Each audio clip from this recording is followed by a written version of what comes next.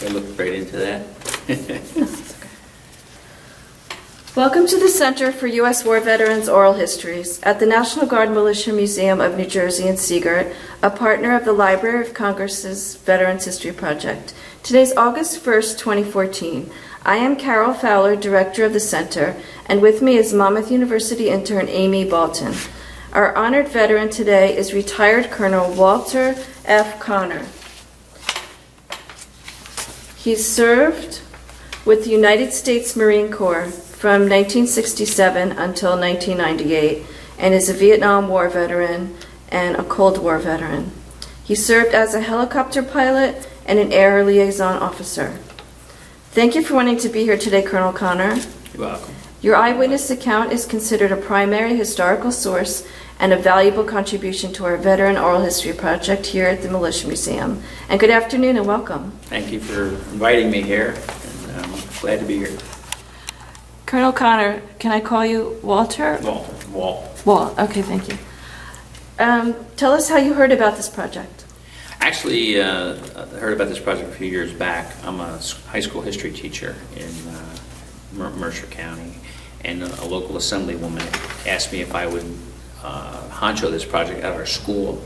And we invited in a number of veterans, Korean War, World War II, as far back as World War II, and about a dozen of them, and then we did interviews of them, and it was sent to the Library of Congress. So I'm not sure what happened to it after that. But That's it's a nice. nationwide project, I understand. That's right. Yeah. And how did you hear about this particular site? Actually, through you, I believe. I came here a couple times. I also been here on summer vacations, and I had filled out an interview sheet. I was staying at Building 1 for a week. At the end of the week, I filled out a sheet about, I guess, from your project, and then I guess that's how you contacted me, and finally got together. Oh, thank you so much. All right, take us back to life prior to the Marine Corps. It was the mid-'60s, and you were in Brooklyn? Actually, I was born in Brooklyn. Right. But my family only stayed here for 1 year. And then I went to, they moved to New Jersey when I was 1 year old. And I spent my young life in Edison, New Jersey, in schools in the Edison area. And then I went to Rutgers University, and before I joined the Marine Corps later in 1967. Were you in ROTC? I was in ROTC, Army ROTC, for 1 year. My freshman year, I withdrew from that. In my sophomore year, I withdrew from college and then joined the Marine Corps to get involved in the Vietnam conflict. What was your motivation to do that? It was there. The war had been on a couple of years. We knew about it. My father was a very patriotic World War II veteran. Family's very patriotic, and my brothers and I all joined service. My older brother first, then myself, and my younger brother. And I was toying with the idea of waiting till I finished college, and then I ended up deciding in my sophomore year that I think it's time to join. Tell us about your dad's experience in World War II. My father was in the Army Air Corps, and he was in England. He got up to the rank of Master Sergeant. I guess he was there for 4 years, from around beginning of the war until 1946. And then, they come in, excuse me. And what was his MOS? He was, actually worked on airplanes. He was a B-17. Air crew? Air crew, yeah. He was actually a crew chief. Did he have many stories he told? Well, he didn't actually fly in the missions. Right. He was, most of the work was done in the maintenance areas, I guess. But he saw them when they came back? He must have seen a lot. Definitely did, yeah. He, in England was where he did most of his work. Did he talk about it much with you guys? A little bit, not a lot. He didn't really say a whole lot about it. His brothers were in the air. One was in the Air Corps, one was in the Marine Corps. Actually, my own Uncle Joe, he's the one who told me, if you're going to go to war, you should go and join the Marine Corps. He thought that was the best service for if you're going to go to conflict. He said you might want to join the Marine Corps. And I guess, Did he say why? Yeah, he said the best training. He felt it was the best training, combat training for an infantry, and it's what I wanted to be, an infantry soldier. All right, take us through what happened once you enlisted. Well, I enlisted in 1967. I went to Marine boot camp at Parris Island. Of course. After I got out of there, I went to advanced infantry training. What kind of adjustment was Parris Island for you? Parris Island is an experience that I wouldn't wish on anybody, but it's a very valuable experience. Yeah, Paris Island was very difficult. And ironically, it was my Uncle Joe who told me if you want to survive Paris Island, there are three things you need to remember. One is keep your mouth shut, your eyes straight ahead, and never, never, never laugh. Oh. And I did that, and I got through Paris Island. Paris Island was very, very difficult for anybody. It's just challenging. Did you share that advice with any of your fellow recruits? When I went there, no, but I do mention it to people now. Oh, no, The yeah. Marine Corps really hasn't changed all that much. While you're there, do you really make any friends, or? In boot camp, you do make a lot of friends. Oh, okay. I got contacted by one of them about 4 years ago, actually, after 30 years, 40 years, I guess. Oh. Actually, because of Facebook and all Uh-huh. that technology, he called me. But I ended up going to OCS. I went from being an enlisted man to an officer, Where'd you go for that? Quantico, Virginia, for Officers Candidate School. So that was once you graduated Paris Island? I graduated from Paris Island, and then I went from Paris Island to advanced infantry training. And while I was in advanced infantry training Where was that? at Camp Lejeune, Right. North Carolina, I was asked if I wanted to go to OCS because I qualified my age, and I'd been to college for a year and a half, and the option was there if you wanted to take a 2-year college equivalency test called CLEP test and see if you can go to OCS, and decided to go ahead and take the test, passed the test, and then was offered OCS. But I had to wait till I was 21, so I had to wait a couple months till my birthday. Were you one of the older guys I was starting out? the old man of the unit. Oh, You know, yeah, my platoon in Paris Island, I was 21, most of them were about 18. right. So I was really quite older than chronologically, and I'd been to college. And What was the hardest thing about Paris Island for you, personally? mentally, Mentally. being told what to do 24/7, that was very difficult. Breaking down your will. Breaking it is- down, period. breaking and it then down. rebuilding it the way they want to build it. That's the concept. And it's difficult because, you know, yeah, if you're an independent person, obviously it's not easy. But it definitely pays off for, you know, the Marine Corps. You need to be obedient. If you're not obedient, you'll wash out in the Marine Corps. You got to make sure of that. Okay. So tell us about OCS. So I went from, I passed the test to go to OCS. I was put on what they call casual hold. I had to take some interviews from a board to see if I mentally qualified, answered the right questions about my reasons for wanting to go to OCS, and I passed that board, and then I was put on a hold till a seat opened at Quantico, and then I was allowed to go there. Should I look right into the No, it's camera? fine.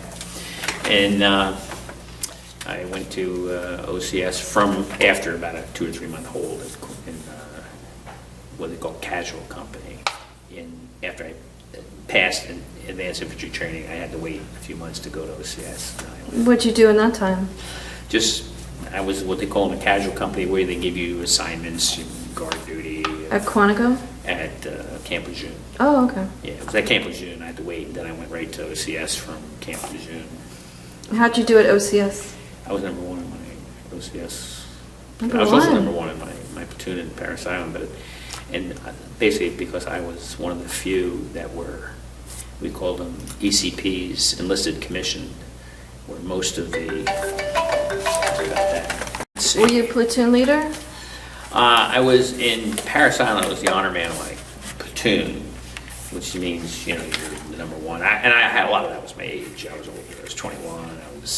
I did well in the tests, you know, physically and all that. And then I went to OCS, and I was number one in my OCS class. How big was the class?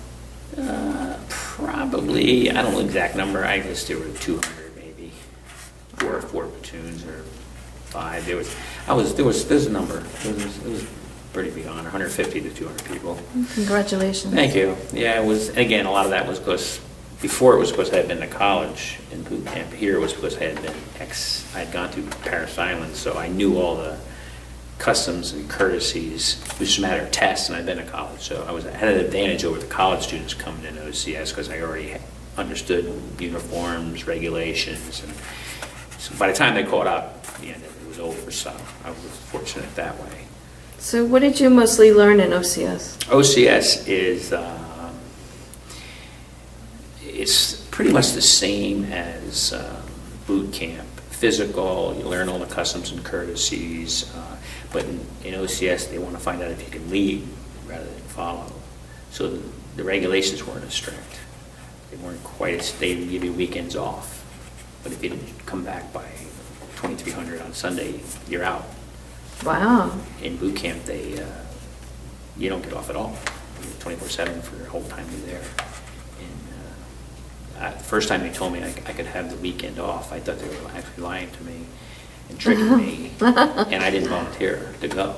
Oh. And the other ex-enlisted from boot camp figured it's just a ploy to trick us. It's a way to get you out. A way to do some trick, and then they let those guys who wanted to go, and then we found out why. They want to make sure that if you can't be responsible for yourself, then you can't be responsible for a platoon. So if you can't get back by 2300 on Sunday night, then you shouldn't be a platoon leader, and they wash you out. They are very strict on it. So that kind of thing surprised me. So you didn't want to take the risk and leave? Well, that weekend I thought they were lying to me, so I didn't volunteer. Right. So I didn't go out, but after that I did, but I always made sure I got back. Oh. I wanted to, when I found out they were telling the truth, we kind of blew it, so we got stuck on base. But the next following weekend, when I said you can have the weekend if you want, we said okay. But we made sure we were back. Yeah. So I think that was the difference. It was more physical than mental. A lot of running, I thought the physical part was actually more difficult in OCS. We did a lot of running, physical things. But the mental wasn't as hard because they weren't somebody telling you what to do 24/7. Mm-hmm. You couldn't talk. You can't know how. So you did it, but couldn't get caught. Right. So the big difference was mental. I found. Yeah. So part of breaking your will is to not even hear the sound of your own voice? No, it's to obey orders. Well, that too. Yeah, that was it. You obey orders. So they let you talk at certain times. They would say, okay, guys, talk now. But during the day, most of the time, you keep your mouth shut and do whatever you're supposed to do. Because if you're talking, then might not be hearing an order. Right. Or you're not obeying an order. That's the Oh, difference, okay. yeah. It's all about obedience. Yeah, they have motivation platoon in boot camp where they motivate you to one-day motivation. They send you to a platoon where you come back motivated. And I'm not sure what they do at motivation platoon, but we didn't want to go there. Yeah. Some went for motivation platoon for more than a day. In other words, say you have somebody who comes in who's a challenging recruit. We had one in our platoon who had been in jail, actually. He was recruited, and he wasn't motivated. And so he went to motivation platoon for a couple weeks, which put you on hold. So he's in another class later on, and he came back very motivated. And when I asked him what did they do there, he said, I can't tell you. I'm not allowed to tell you. And so it was that kind of thing. That Marine Corps, Mystery. They could actually take hardened criminals almost and make them into Marines. And they're pretty good at it. I'm not sure today exactly what they do, but they did a good It's job. different today. There's It's- a book this thick of regulations, what they can't do to you at Paris Right. Island. They can't. I guess. Compared to the Vietnam era. Yeah. Well, before the Vietnam era, there was a lot of physical contact with the recruits. Supposedly, there was, above and beyond, but Or they would drown in training. that Didn't some of them drown? that's what happened years ago, and Right. that caused congressional Right. investigations. And so what they did was they put restrictions on. For instance, you can't get within an arm's length of a Oh. recruit anymore. No, I didn't know that. That was about 15 years ago when I happened to visit Paris Island. I was talking to drill instructors. We're not allowed to come within arm's length. I can't imagine your reaction to that. Well, this could be an arm's length, that kind of thing, if you talk to the drill instructors. In other words, Yeah, they did what they could within the boundaries of what they were given, but Right. it's still pretty strict. You Right. talk to the people come down there. I have 2 nephews who are Marines. So do I. Oh, really? Mm-hmm. Very good. Yeah, one's in Afghanistan, the other's in Arizona right now. Wow. Yeah. Actually, the Marine, another one's in the Navy, he's in Afghanistan. So, yeah, boot camp was challenging. And then after OCS, where did you head after that? Well, OCS, I went to what they call the basic school, which is if you qualify as a lieutenant, once they say, okay, you meet the standards of being a lieutenant, then I was assigned to the basic school, which is every officer has to go through, which is 6 months training to basically be a platoon commander. It's learning everything about becoming a platoon commander. And that takes about 6 months where you go all kind of tactics, weapons, you name it, everything about being a Marine officer. It's called the basic school, and it's every Marine officer after he leaves OCS, if he qualifies and gets his bars, then he goes from there to the basic school. Is that at Quantico as well? Yes.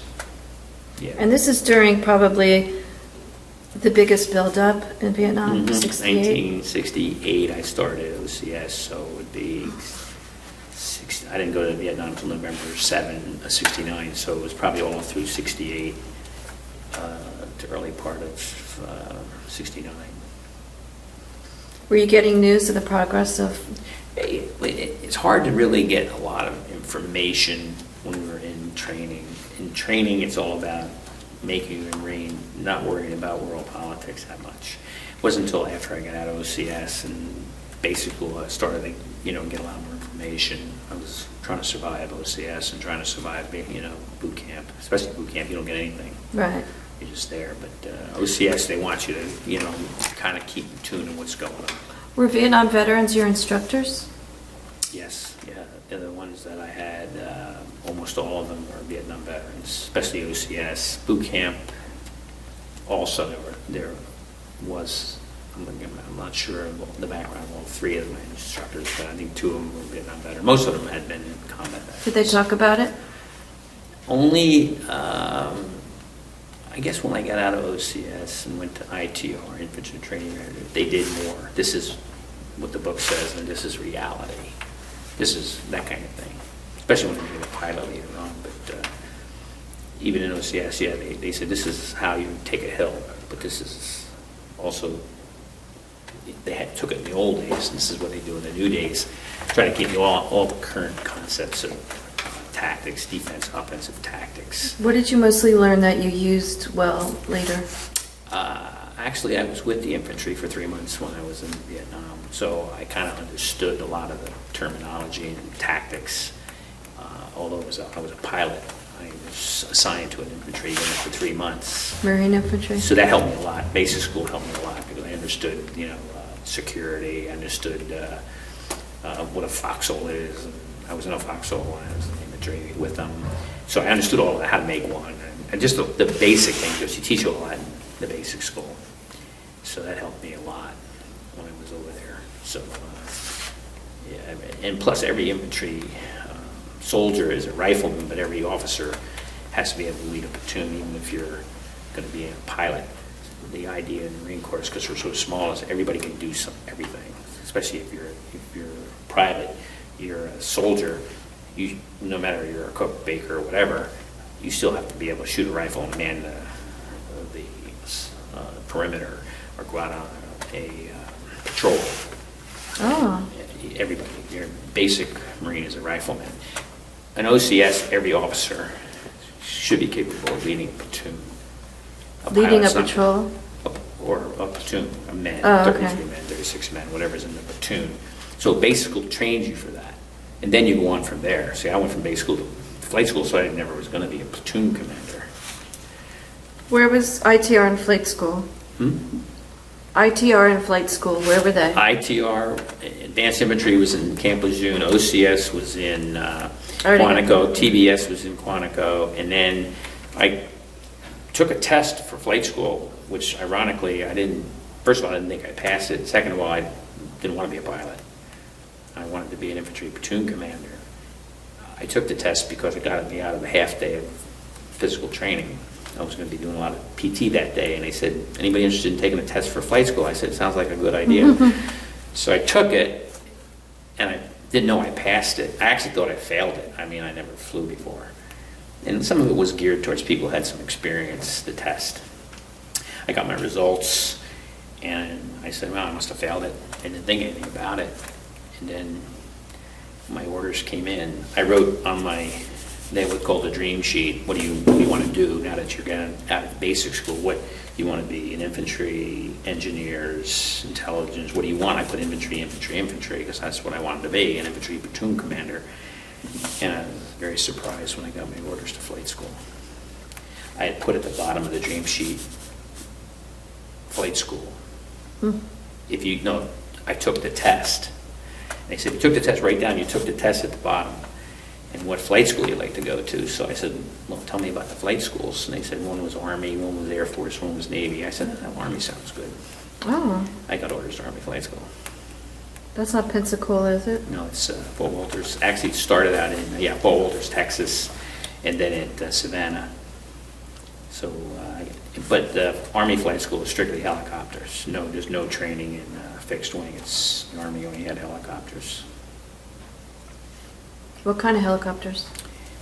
Well, I ended up in two different kinds when I got to Vietnam, but the training we started out in Fort Walters, Texas. They started you out in the small Bell helicopter, and there's two different versions there, and then you eventually, when you get to the second phase, 4 months in Texas, 4 months in Georgia, you get to UH-1 at the UE, QA. which is really the last phase of instruction. And then if you're in the Army, they assign you to a unit somewhere in a type of helicopter. In the Marine Corps, we went back to the Marine Corps. And then we were assigned a different type of helicopter when I got back to the Marine Corps after getting my Army wings. It took me 8 months to get my Army wings. It's an 8-month program. Yeah, I don't know if you heard of the Warrant Officer Program.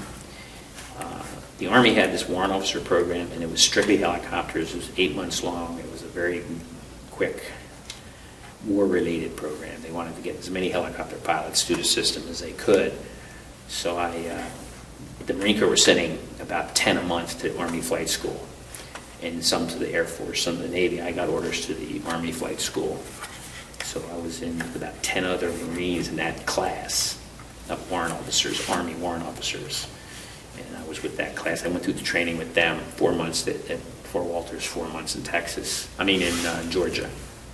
And then I got my Army wings, and then I was assigned to a Marine unit in California to get my Navy wings. I still hadn't got my Navy wings, and the Navy had more restrictions on what you had to be able to do in order to get Navy wings. And where was that in California? Yeah, that was in Santa Ana, California, which is a helicopter base, which is called a lighter than air base in Orange County, California, which is Santa Ana area. It was the helicopter facility there, and I was trained in the CH-53. How'd you do as a pilot with all this training? Were there ever any accidents? I was in Vietnam. I was involved in a couple, one serious, and the other minor, a couple minor.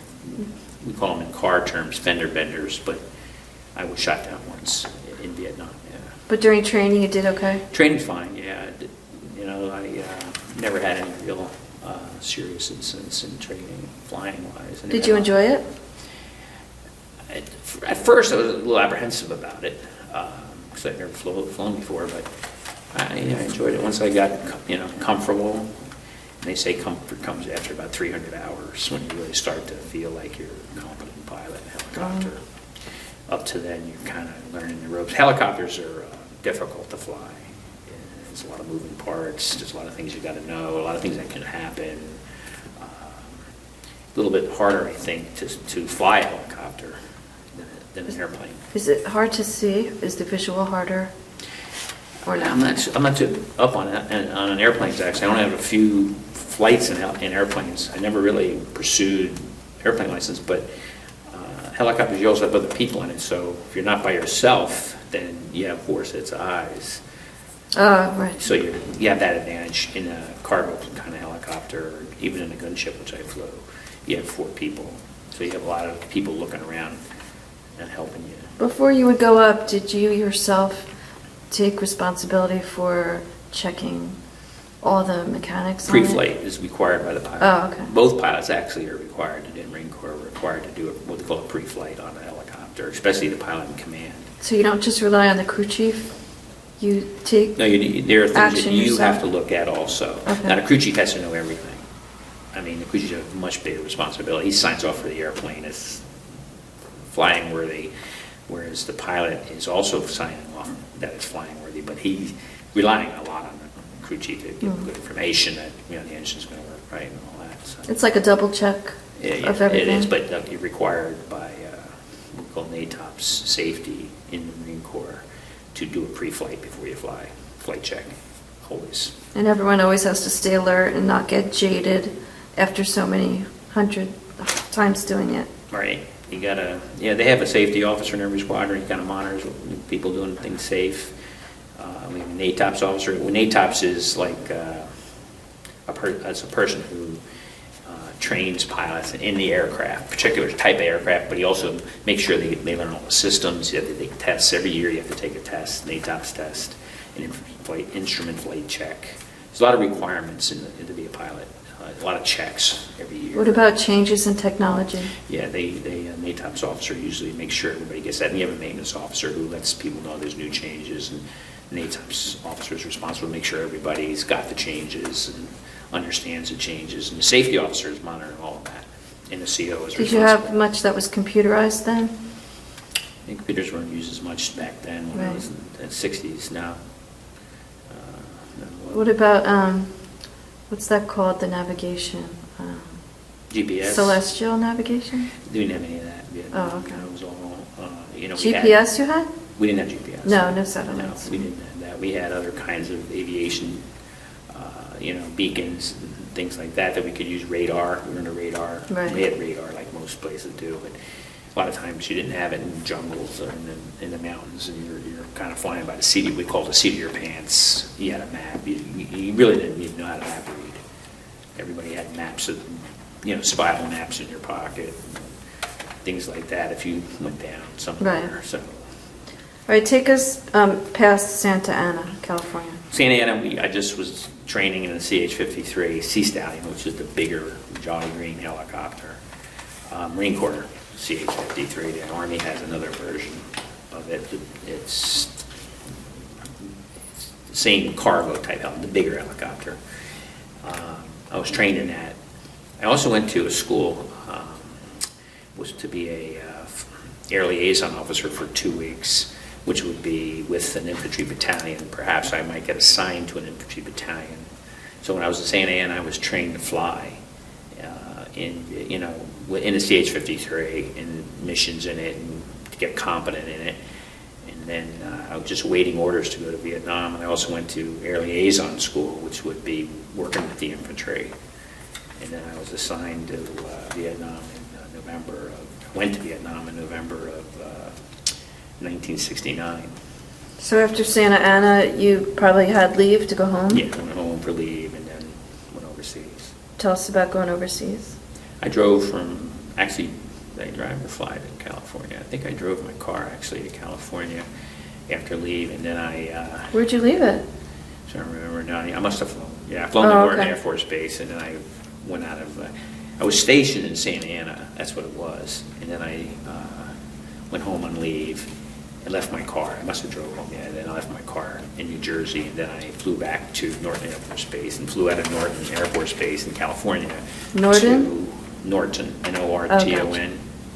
I flew out of Norton to Okinawa, and then I waited in Okinawa for 3 or 4 days to go to a replacement squadron in Vietnam. Oh, interesting. So Okinawa was like a holding bin until they assigned you somewhere, whoever needed you in Vietnam. Did you fly into Tan Son Nhut? What air base? Where did you fly into? Flew to Da Nang, which is the Air Force base, but I was assigned to MAG 16, which was the Marine Air Group MAG 16 in Vietnam, in the base, Where in Vietnam? Marble Mountain, which is right outside of Da Nang. It's called Marble Mountain because there's a mountain called Marble Mountain. But it was a base, MAG-16 Air Base, which was co-located.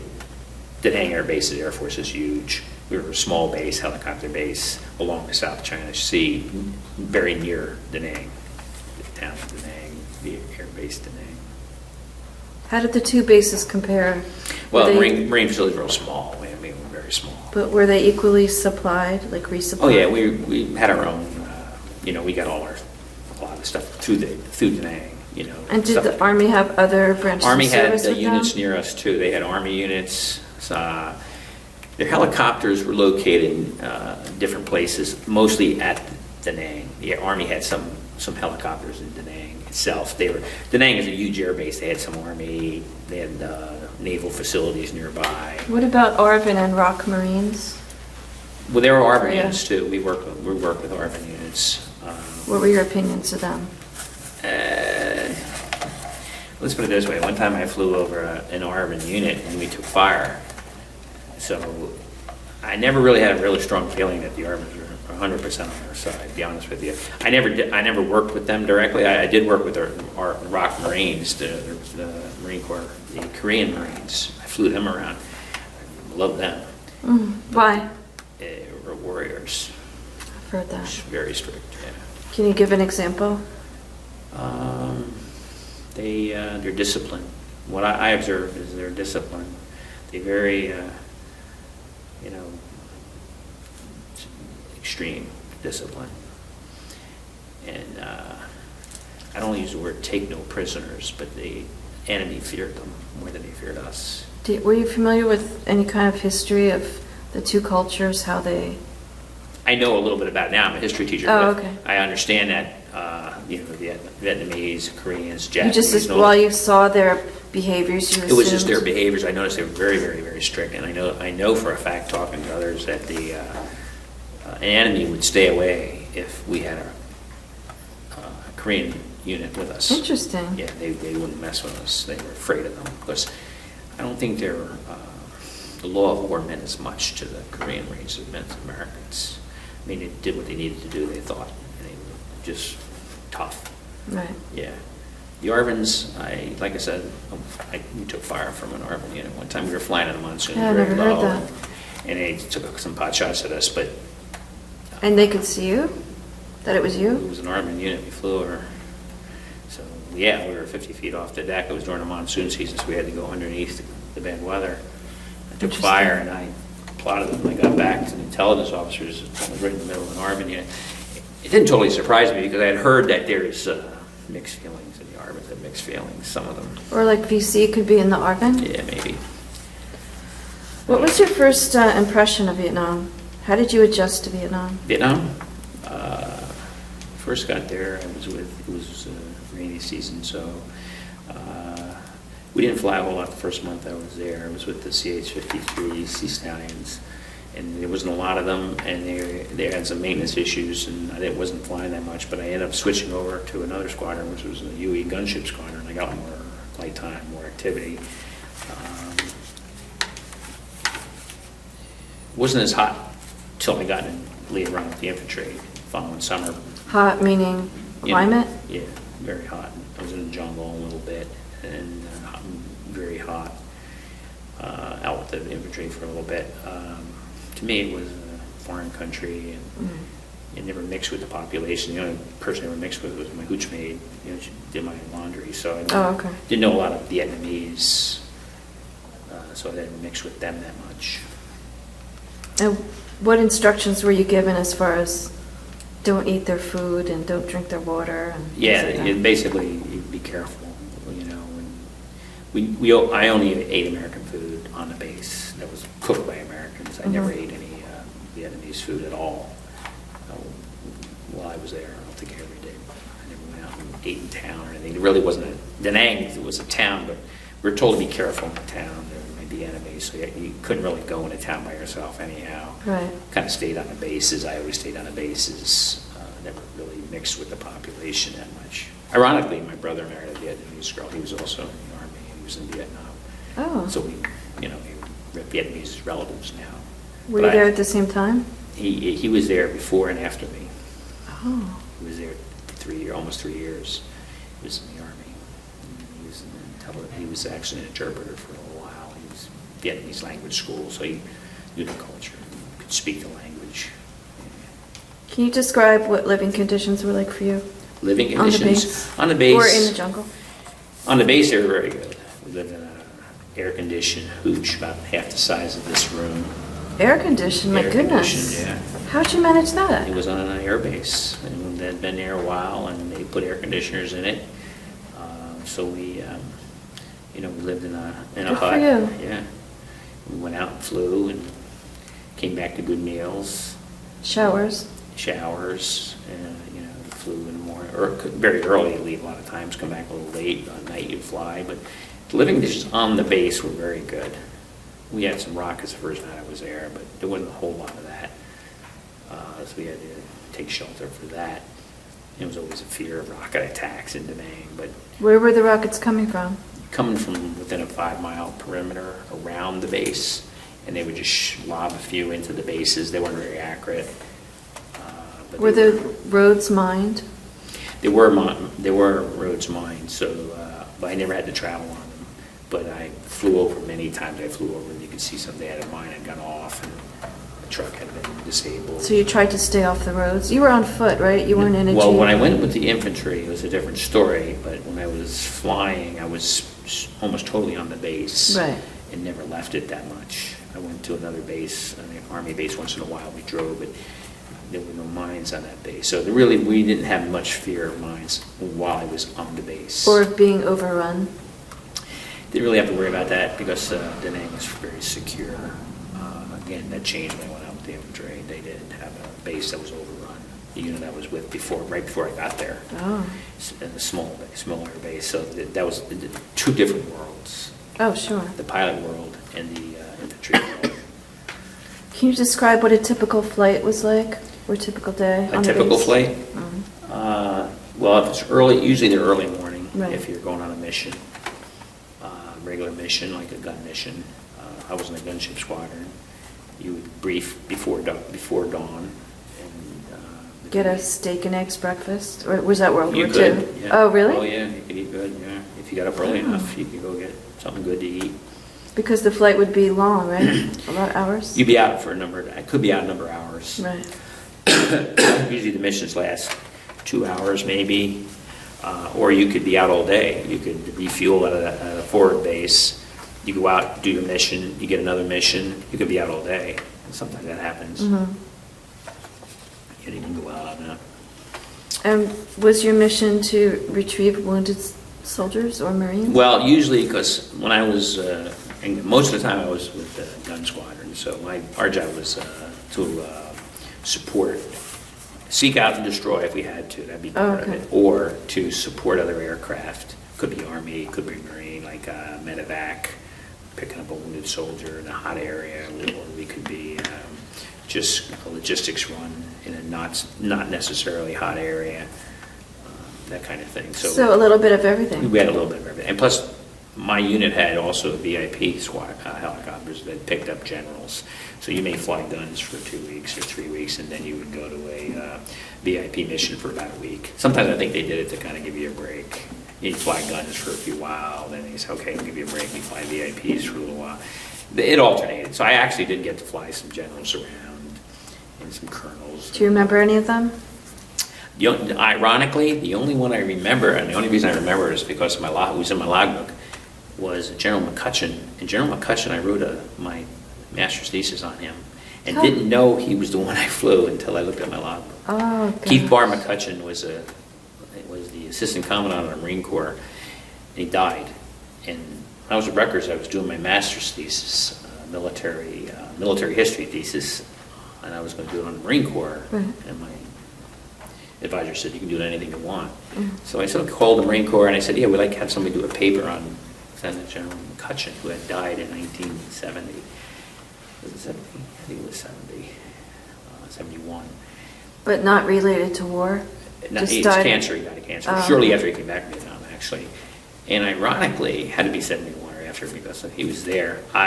He was a IMF commander, I believe his title was, and I always put my logbook who I flew that day, even though I didn't know who they were all the time. And I did actually give him a flake, but I ended up writing my paper on him. He was about the only one I really remember, only because I wrote my paper on him. And I got a chance to look at his papers. His daughter, who was a history teacher up in Maine, gave me permission to look at his papers to write the master's thesis is basically about him, although it was about some of the things he did, not a biography.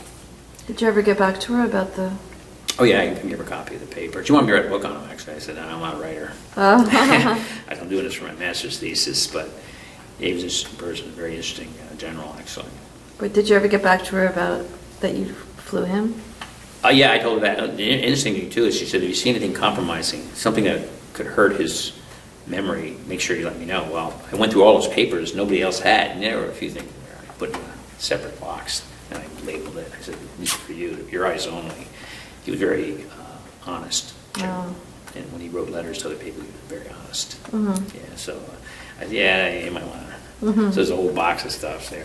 But he was a great man. He was the father of marine aviation, helicopters, father of marine helicopters. He was the one who pushed using. What an honor for you to fly him. Yeah, it was just happened accidentally he did that, but yeah, he's the one person. But you didn't get to know who you were flying exactly. Well, I usually kind of knew. Oh, yeah. You get different missions. I flew a mission one time where it was probably the strangest mission I ever flew. I had to fly a couple Vietnamese police, I believe they were detectives, police, and a liaison, marine liaison, and they were trying to find, they were trying to capture some people who were stealing from PX. And so I had to fly them in the back while they were keeping their eye on a truck that was taking goods from point A to point B, but they weren't getting to point B, so they wanted to find out where they were dropping them off. The black market. Yeah, and sure enough, they went into a building. They said land. I said, land? Yeah, land. So I landed. I had to shoot out and everything. Wow. I wasn't ready for that, and the guy got away actually. Huh. The bandit. Some of them got caught, but in the missions that we had, that could be that VIP mission. Sometimes got a little interesting. It's kind of like police work. That was more undercover. So that was an interesting mission. So yeah, got a variety. Were In that any- unit, I got a lot of variety. Did you ever fly like Bob Hope or anybody? No, but I saw Bob Hope. Oh, okay. Yeah, it was on Freedom Hill, they called it, and he came to Da Nang. And actually, I saw Bob Hope from about a half a mile away. We were on the top of the mountain, and all the wounded were at the bottom of the mountain, so they could see him. So all the able bodies had to go to the top, which is fun. We actually got to see him while I was there. Yeah, Bob Hope was there that year. That's I was there. nice. Were you always around that area, Da Nang?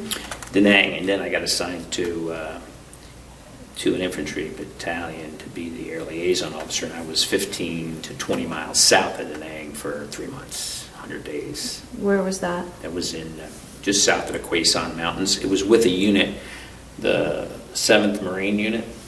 I was with 3rd Battalion, 7th Marines for 100 days. I got assigned to a infantry battalion. Can you spell the name of that town?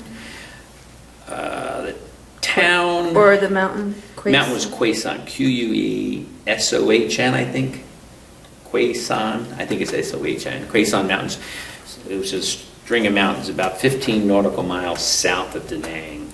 And just south of that was the base I was at, Landing Zone, we call them LZs, Landing Zone Baldy, B-A-L-D-Y. And I was assigned to Landing Zone Baldy to the 3rd Battalion, 7th Marines, as their, what they call air liaison officer, and I would go out with the infantry, call in airstrikes, call in resupplies. That was the mission of the air liaison officer.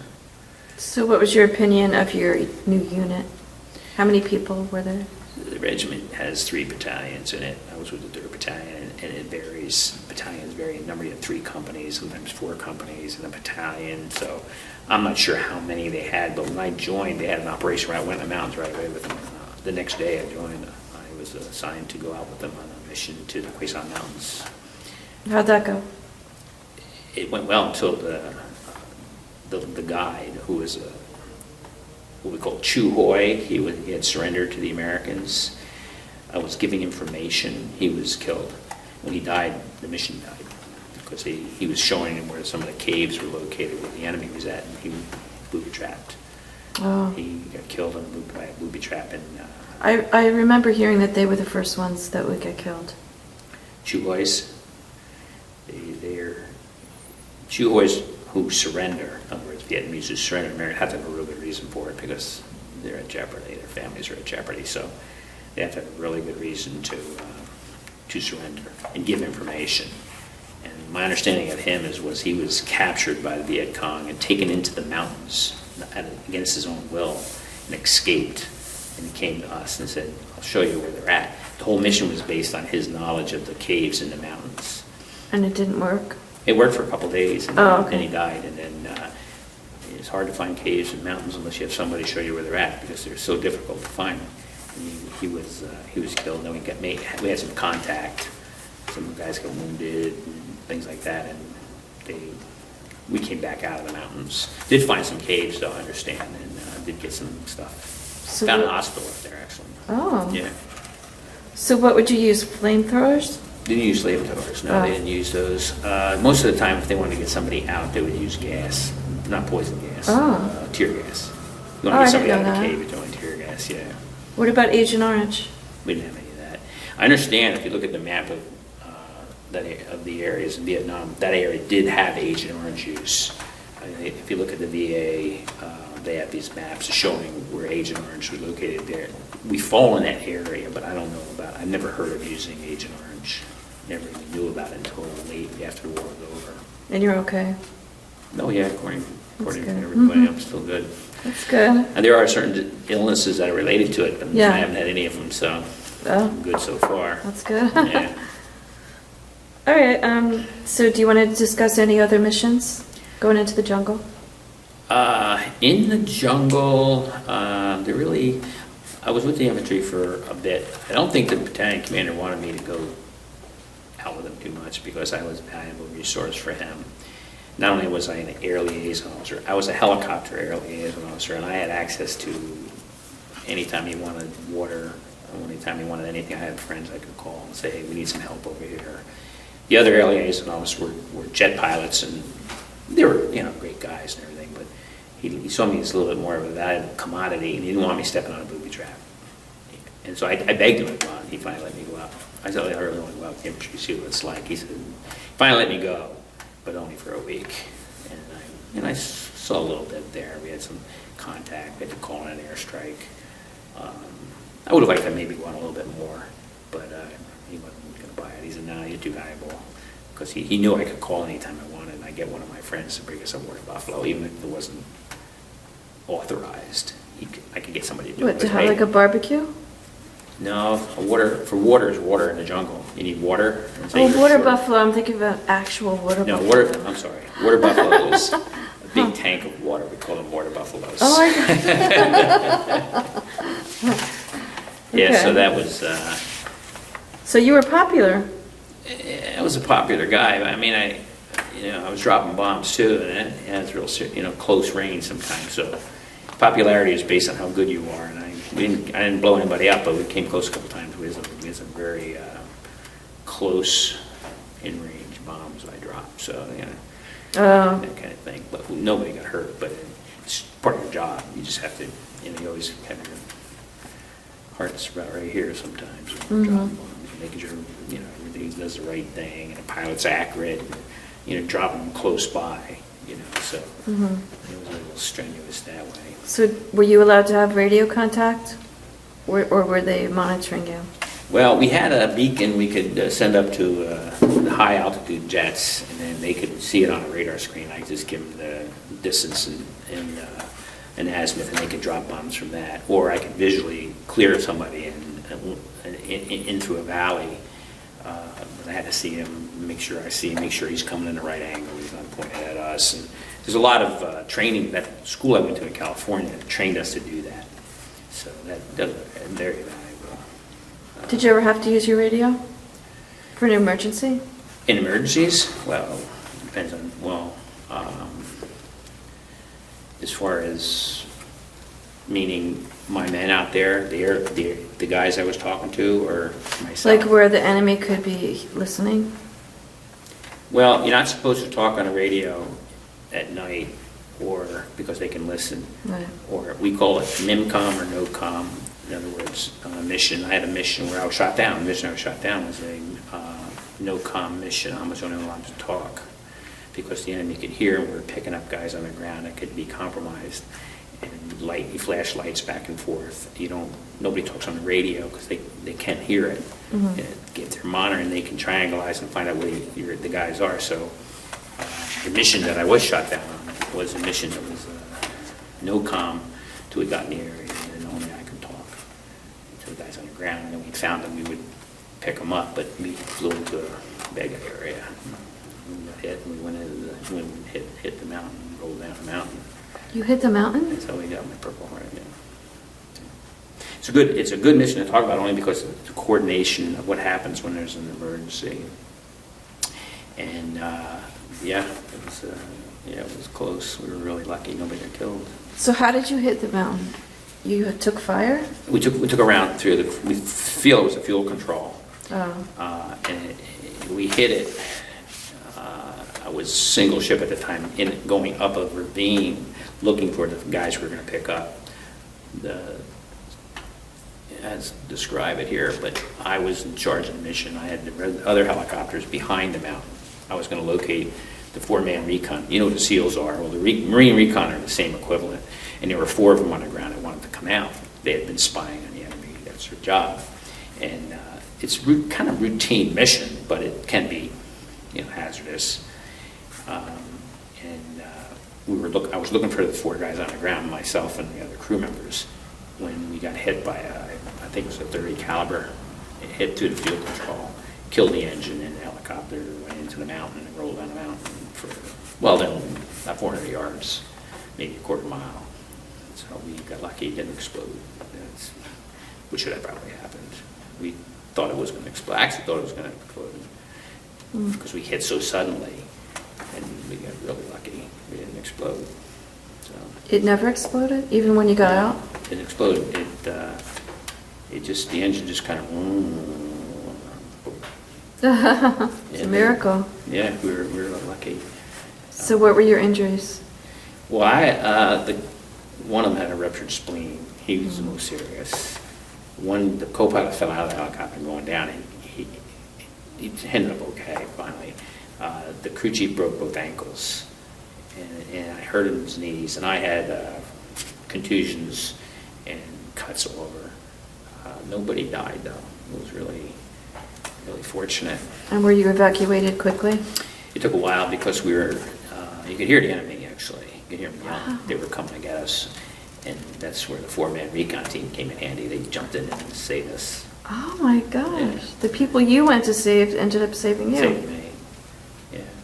It was funny, too, because I took one of them on. I thought it was an enemy soldier, so I grabbed them. It turns out it was one of them. Oh, because they're all like camouflaged? Yeah, I didn't know the jungle was right there, too. So. And it was dark? And it was not dark, but it was raining out. It was very dusky.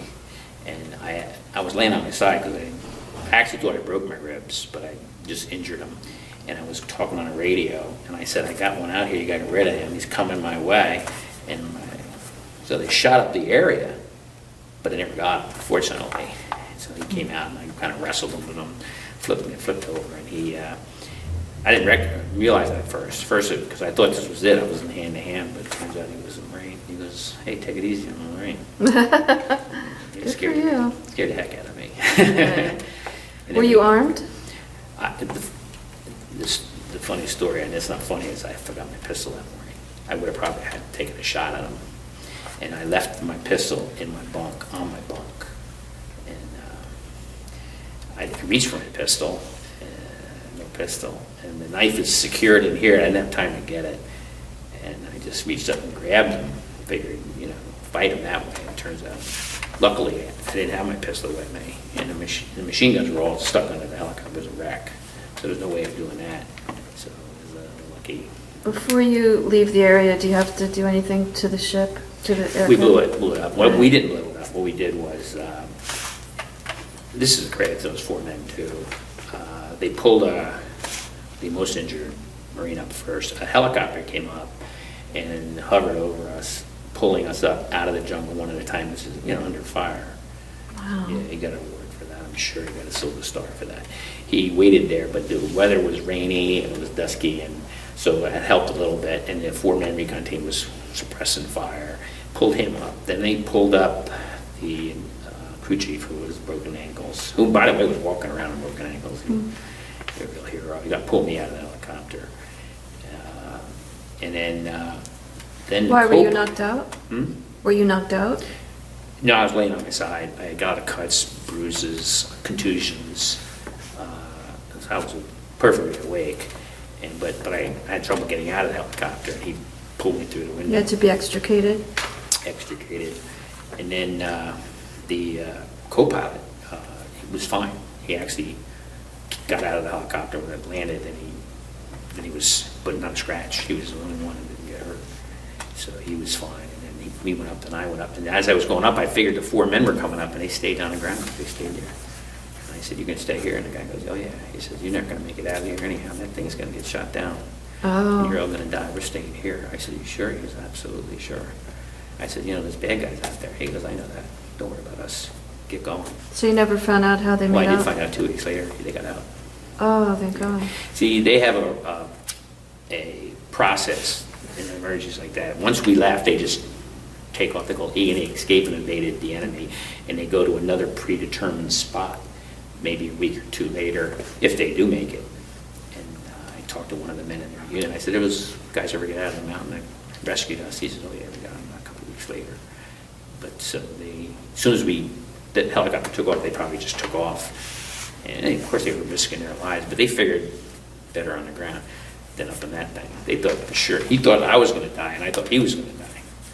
So it was kind of interesting. I said, "You sure you want to stay here?" He said, "Absolutely. You're not going to get back alive anyhow." I said, "Okay, take my chances in that thing." Yeah, so that was interesting. But it was a lot of coordination. Everything stops when the helicopter goes down or anybody's at risk, and everybody's trying to help each other out. So it really came together to get us out of there.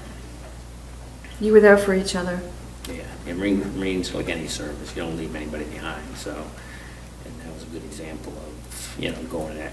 But they could have taken off after the helicopter crashed, but they came with enemy all around, came to help us out. Were they like special forces? The Marine Corps doesn't have they don't call it that. They call it Forced Recon. Forced Recon goes to the same schools as the Green Berets, the SEALs. The Army, the Air Force has special operations. I have a nephew in special operations, and they go to the same schools, but they have different missions. SEALs are underwater. Marine Recon's mostly in the jungle, behind enemy lines. The Green Berets, they work with indigenous personnel. So each service has their special forces, and those 4 guys were in the Marine Corps version of the special forces. We call it Force Recon, yeah. And it was probably the most interesting thing that happened while I was there. Any other stories? Nothing I can think of, unless you have anything in particular. So your tour of duty was how many months? Well, 12 months, 1 year. I left in November. I think I got there November 2nd. I got there November 10th. I left November 2nd. So the following year, 12-month tour. 1970. Yeah. Where'd you go? I went back to Santa Ana, actually. I was there until 73. March of 73, I was out of the service. After 6 years total.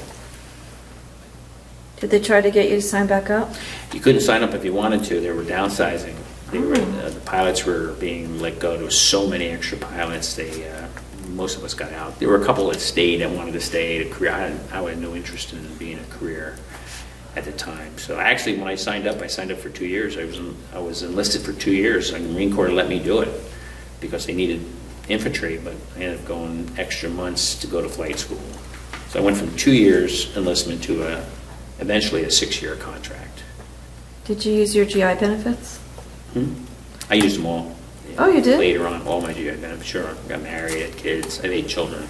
Right. And about 4 of them were GI Bill. As far as schooling goes, I went back to school and I stayed in the reserves. So it's really been a benefit to me to JAGO. That's good.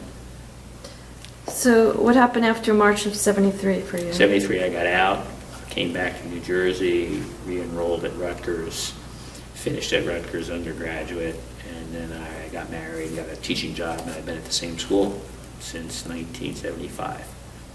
I'm teaching at West Windsor Plainville High School since 1975 as a history teacher, and I stayed in reserves. Mhm. So you enlisted again, or that's just the reserves? Well, The reserve. US I was a reserve. Actually, I was a reserve already. I didn't have a regular status. I was a reserve. You know the difference between regulars and reserve. Regulars are go to Annapolis, you get a regular commission. You're in for till you request to get out. You can stay in.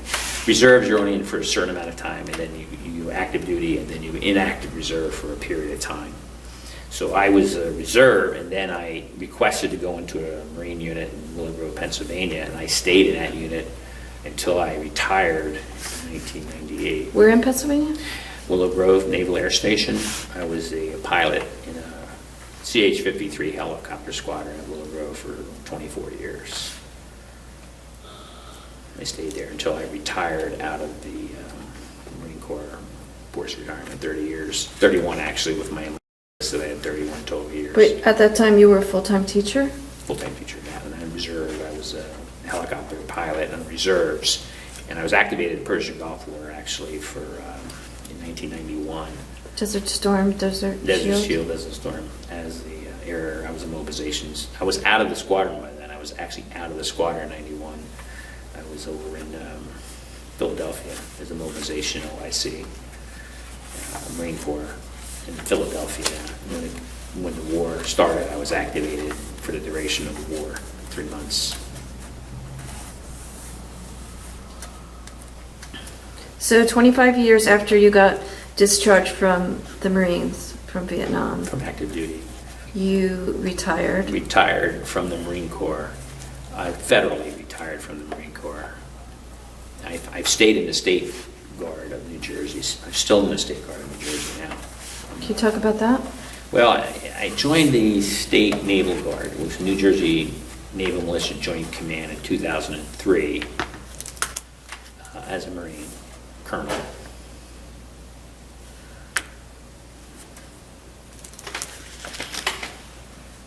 And what did that entail? Well, right now I'm a commanding officer and of that unit. I started as an intelligence officer, then an executive officer, and then in April this year, I was asked to take over command of it. And really, the New Jersey Naval Militia Joint Command has 6 operable boats and a contingent of workers that keep them, man them.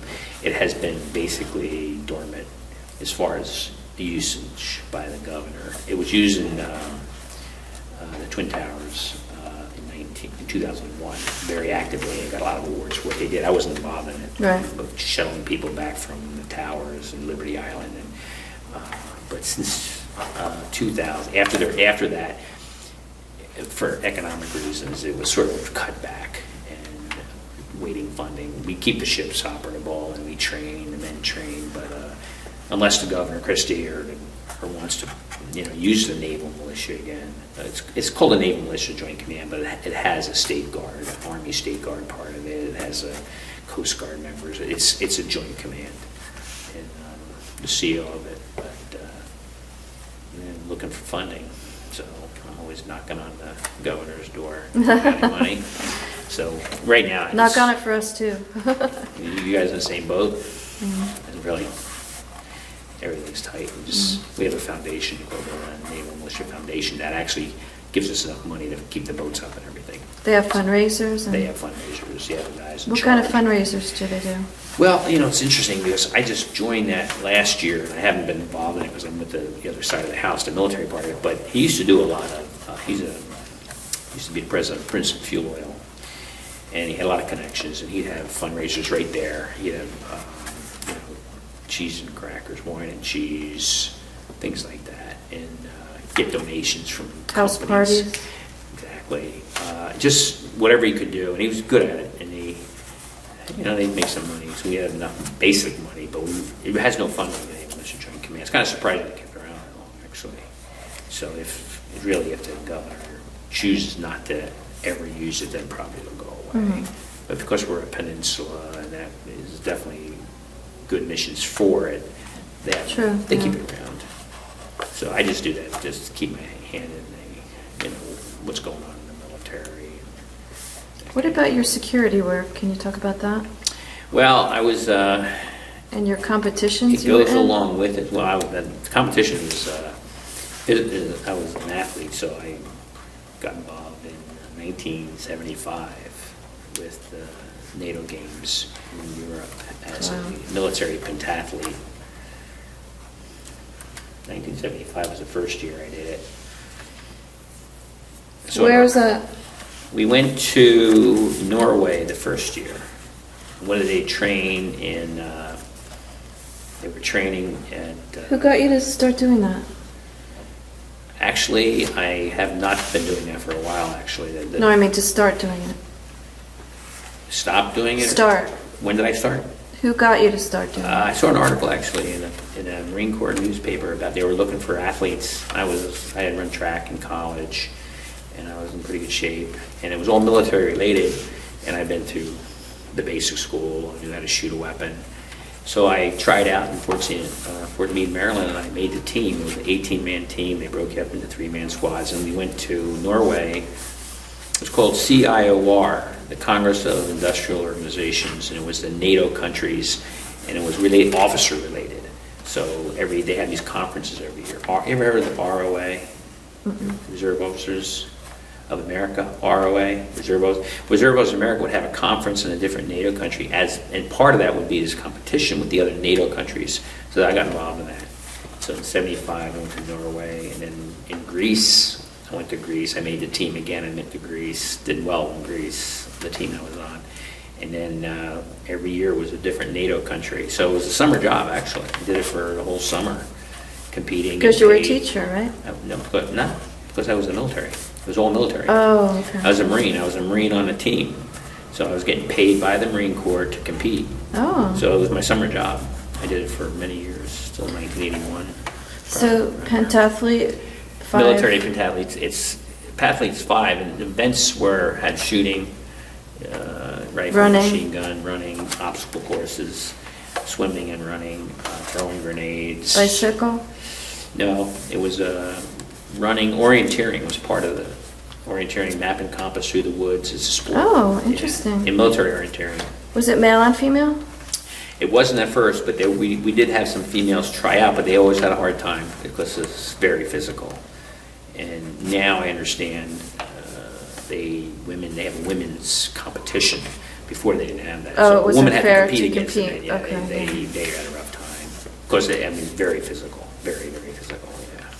It wasn't fair to compete them against the guys, but I understand they did have women do it. Right. Yeah, eventually, yeah. And I wanted to know about your security experiences.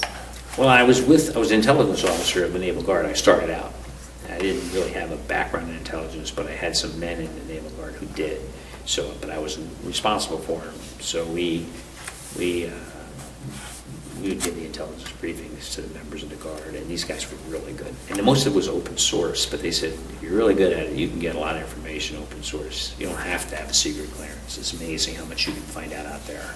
And they were good. So we used to give intelligence briefings, and I got to meet a lot of intelligence people, Port Authority, CIA, things like that, through the Naval Guard, and I got on some commissions.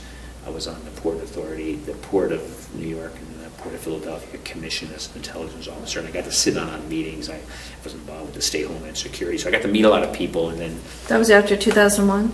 yeah, after 2003. Right. After- Right. My first conference was in 2005, I It actually. was the beginning of the current war, right? Yeah, exactly. 2005, I started a company, myself and another guy, a private company, and then we got involved in doing some security conferences, seminars, symposiums. We did 2 the first year, 2005, and then 1 a year after 2007. And they were well received. We just did them just to help bring all different people from different kinds of intelligence. Most of it was related to security, today's security. Do you still have security clearance? I don't have a security clearance, no. Oh, okay. No, I just did that. Did it through the Marine Corps. Actually, Marine Corps Reserve Association helped me host these conferences, and have done them in a couple of years now. Yeah, It pretty sounds much. like you took optimum advantage of all the resources you had at your disposal, considering everything that you belong to. All right, and that's why they were well received, because we would do a smorgasbord of different things. We do school, I would do school, so I would do school security piece. I would have the state police come in and talk to that. And then if I was doing port security, I have a friend who's a head of customs in port. I met him through the intelligence thing. So everybody was willing to do it, speak. State police were very good. They would come in and they would do IEDs and anything new, and the services would give us help. Yeah. So how safe are we in New Jersey with our ports? In my feeling, you probably I haven't really done security as such. I know that a lot of effort was put into it, and I know there are a lot of good people doing it. And I know A lot of background checks going on now? A lot of heads of the different services, and then I'm talking about civilian and military, are talking to each other. That was a problem prior to. That was the problem at the attacks, right? Police and fire weren't talking They to each weren't other. talking on the same thing with the services. Everybody had their own little, parochial. Right. They weren't sharing information. That went away after 9/11. Bush would say, that's got to go away. What's the best thing that came out of Homeland Security? What is the best thing? I think awareness, and that the best thing that came out was the communication between the services, the civilian, the military, and the police, the fire, the first responders. They could communicate information, and I think that was the biggest thing. Communications. And not have their hands as tied as they were? Right, yeah. Yeah. Bush pushed that, President Bush had to. I mean, the country demanded it. Right. And the Patriot Act and all that, and there was criticism of that. And, I think the biggest thing, and this is a pilot term too, complacency. People, in general, tend to get complacent. When things are good, they tend to kind of relax their guard, and that's usually, you gotta be When you need a careful. safety officer to point you out. Safety officer won't let you get complacent. And Oh, that's right. complacency kills is what we had on our squadron.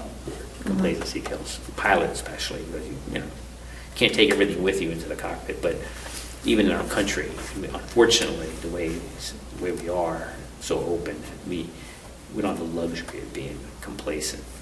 So you need good people out there doing their job. When you mentioned school security recently, I wanted to ask you, what's the answer to the violence happening, the school shootings and all that? Awareness.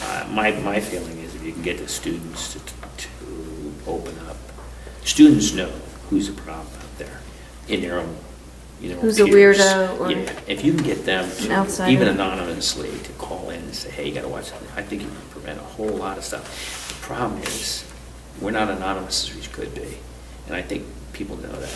I really believe that you have to give anonymity to people willing to give information. So if your best friend is going to commit suicide, or is going to commit a crime, a violent crime, that person has to know that when they tell somebody, they're not going to be found out about because you don't want to be a rat, or you don't want to do it to your best friend. Or on the other side of it, you can get everybody to not worry about that. Don't worry about that. Just you're doing the right thing, and that's a good. I think a lot of things can be prevented. You can't stop everything, but you can certainly start at the root. And they know. I've seen it in schools. I've seen the kids can point to the ones who are weird. I had a threat on me recently, last couple of years, and it was a student who told her father, this guy threatened me, and that kid was out of school the next day and disciplined.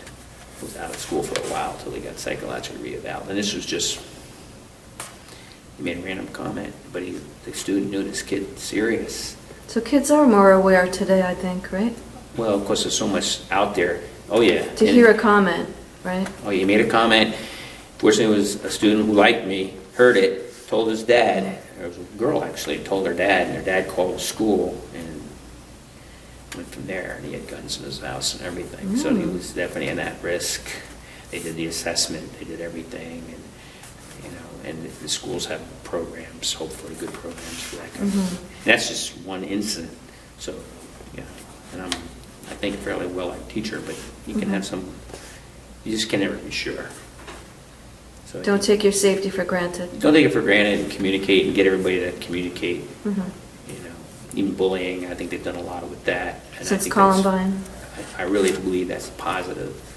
We have had very few, knock on wood, fights in my school because we've had peer mentoring and a lot of Mhm. pushed for the students to talk. So I think that's a good thing. It's very, very informative. Is there anything on your bio that we left out? Well, I think we covered everything, really. I started and finished, so It's amazing. Amy, anything? Not that I can think of. great. No? Thanks for the interview. Thanks for being patient. Colonel Connor, I just want to say that I'm honored and humbled that you're here today to speak to us of your sacrifice and contributions that you made in service to your country. Thank you, and God bless you. And thank you very much, and God bless you both. And thanks for being patient with me finally getting here. And I didn't want to let you down on that. It was So, well worth it. We yeah. appreciate that. Appreciate it myself. Thank you.